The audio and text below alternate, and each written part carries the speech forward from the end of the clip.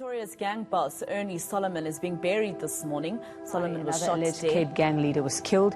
His car was showered with bullets in Boksburg. Solomon was shot and killed in Boksburg, Gauteng in November. It was the second attack for the year after he and his son were shot in May in Cape Town. He always looked out for us and tended to us first. So he was big on family. Yeah, my father was a great guy. Can a man be both a feared gang boss and a community hero? Can a criminal empire crumble with a single bullet? These are the questions at the heart of our investigation into the hit that took down Cape Town's biggest gang boss. The answers might surprise you. Picture this. A man lies bleeding on the ground, surrounded by shell casings and shattered glass. This is Ernie Solomon, Cape Town's biggest gang boss in his final moments. But here's the thing. To some, he was a community benefactor, a provider for those in need. You see, Solomon was a paradox. For 37 years, he ruled the streets with an iron fist, building a criminal empire that stretched across Cape Town. But he also used his ill-gotten gains to support struggling families and fund local initiatives. This dual identity made him both feared and revered. But power always comes at a price. As we unravel the shocking truth behind Solomon's demise, we'll see how one man's complex legacy unraveled in an instant. What forces were at play that led to the downfall of such a powerful and paradoxical figure? Let's find out. To understand Ernie Solomon's downfall, we need to go back to the beginning. For 37 years, Solomon was a fixture in Cape Town's gang landscape. His rise to power wasn't overnight. It was a slow burn, fueled by ambition, kerning, and a willingness to do whatever it took to climb the ranks. Solomon started as a member of the infamous 28's gang, one of the oldest and most powerful criminal organizations in South Africa. But he wasn't content to be just another soldier. Over time, he built his own empire within the gang structure, eventually breaking away to form the Terrible Justers. Now, the Terrible Justers weren't your average street gang. Under Solomon's leadership, they grew into a criminal juggernaut with an estimated 10,000 members. That's more than some small towns' populations. They controlled vast territories across Cape Town: Houston, Delft, Mitchell's Plain, West Bank, Elsie's River, you name it. Chances are the Justers had a presence there.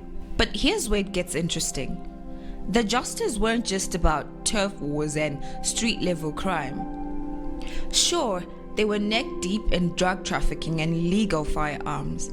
But Solomon had bigger ambitions. He saw an opportunity in the legal abalone trade, and he seized it with both hands.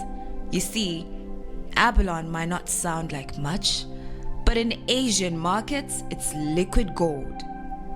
These sea snails fetch astronomical prices, and the demand is insatiable.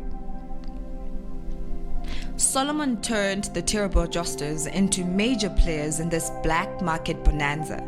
It was a game changer, catapulting him from a mad gang leader to a criminal tycoon. But the abalone trade wasn't just about getting rich. It opened doors to international criminal networks. Soon, the Justers were trading abalone for drug precursor chemicals, the building blocks of methamphetamine. It was a perfect storm of illegal activity, with Solomon at the eye of it. As Solomon's wealth and influence grew, so did the tensions around him.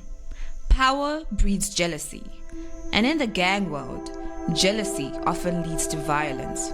Rivals eyed his empire hungrily, while even within his own ranks, whispers of discontent began to circulate. One name kept coming up: Horatio, Solomon's own nephew. Family ties mean little in this world when power and money are at stake. The relationship between uncle and nephew soured, hinting at a power struggle that would have far-reaching consequences. But Solomon wasn't blind to the dangers. He'd spent decades navigating the treacherous waters of gang life, and he knew the price of power. In a chilling video that surfaced later, he warned about the dangers of gang life, saying, "The number is like a germ. It comes into you when you're in prison. You're going to kill your family and your own community." It was a stark admission from a man who had built his life around that very system. But was it a moment of clarity or just another calculated move in a complex game? The answer came in May of 2020. Solomon and his son were leaving a nightclub when shots rang out. Both were hit, but somehow Solomon survived. It was a warning shot across the bow, a clear message that someone wanted him gone. The world of gang violence is often a tangled web of loyalty and betrayal. But what happened in Cape Town takes it to a whole new level. Remember Horatio, Annie Solomon's nephew we mentioned earlier? Well, it turns out their relationship was more than just strained. It was downright explosive. You see, Horatio wasn't just any gang member. He was a senior figure in the Terrible Justice, Solomon's own organization. But blood ties meant little in this world of power and money. The tension between uncle and nephew had been simmering for years, a powder keg just waiting to explode. And explode it did. In a twist that wouldn't be out of place in a Shakespearean tragedy, Horatio's daughter was killed in a shooting. The whispers on the street? It was allegedly ordered by none other than Solomon himself. Can you imagine the rage, the betrayal Horatio must have felt? This wasn't just gang violence anymore. This was family tearing itself apart. But here's where it gets even more complex. Solomon's assassination wasn't an isolated incident. It was part of a larger pattern of violence that had been rocking Cape Town's underworld. Unsolved killings, mysterious disappearances.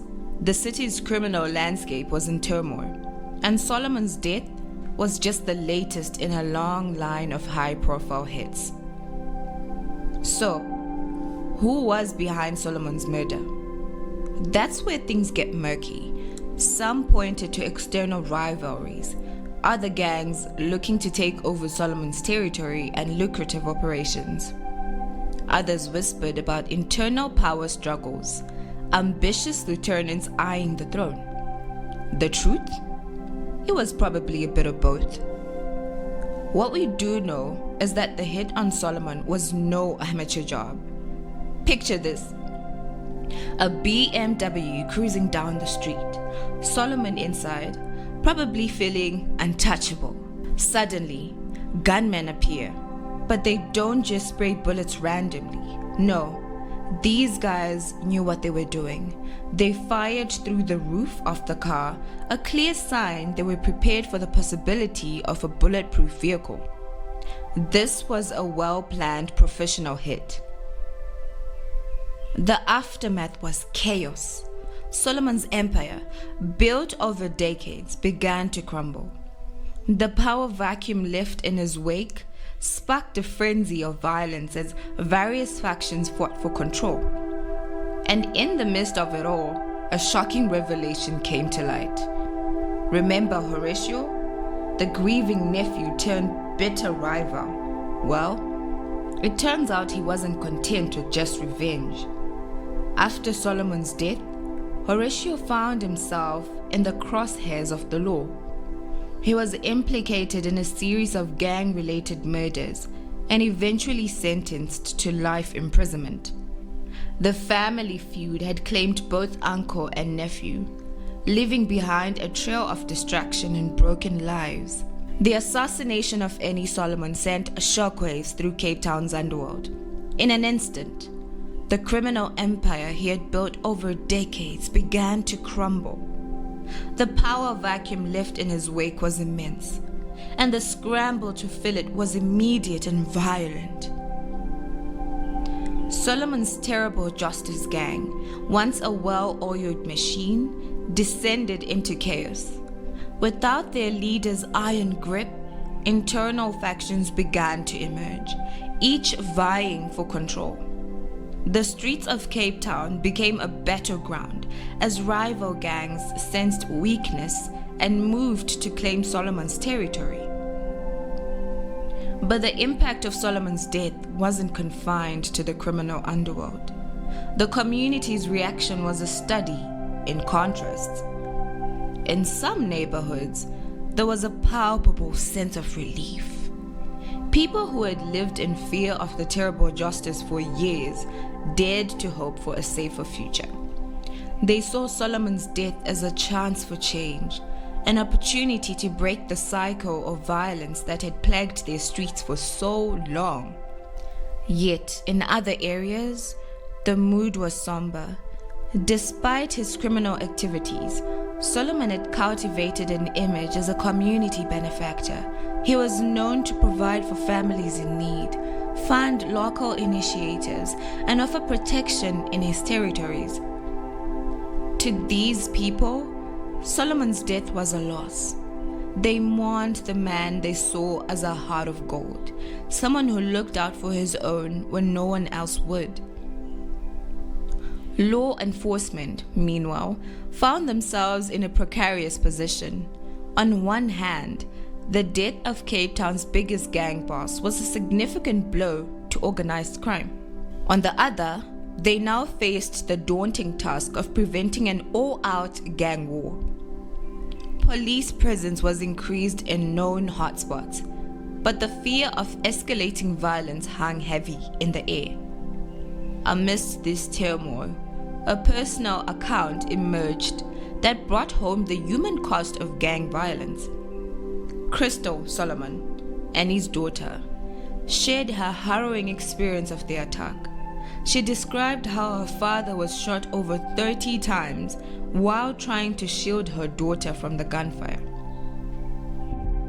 Her words painted a vivid picture of the terror and trauma inflicted not just on the targets of such violence, but on their families as well. Crystal's account went beyond just describing the attack. She spoke about the broader impact of gangsterism on families, saying, "If you're a gangster, there's already a bullet with your name on it, and if it doesn't reach you, it will reach your family." Her words served as a stark reminder of the cyclical nature of gang violence, how it perpetuates itself through generations. As the dust began to settle, unexpected shifts in the criminal landscape started to emerge. Alliances that had seemed unbreakable under Solomon's reign began to fracture. New partnerships formed between once bitter rivals. The criminal underworld was realigning itself, and the results were unpredictable.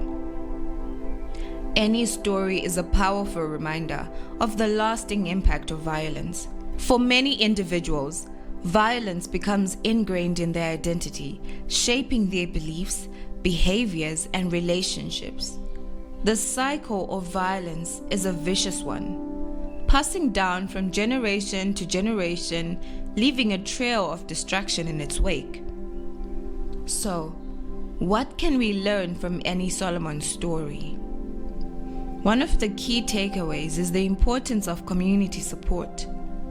Annie wasn't able to break free from the cycle of violence. This highlights the crucial role that family, friends, mentors, and community organizations play in breaking the cycle of violence and creating a safer, more compassionate society. Additionally, Annie's story underscores the need for early intervention and prevention programs. By providing at-risk individuals with positive outlets, resources, and support systems, we can help break the cycle of violence before it takes root. Education, mentorship, and access to mental health services are essential tools in this effort, helping individuals like Annie navigate the challenges they face and build a brighter future for themselves and their communities. Annie Solomon's story serves as a powerful example of the resilience and determination needed to break free from the cycle of violence and create a better future.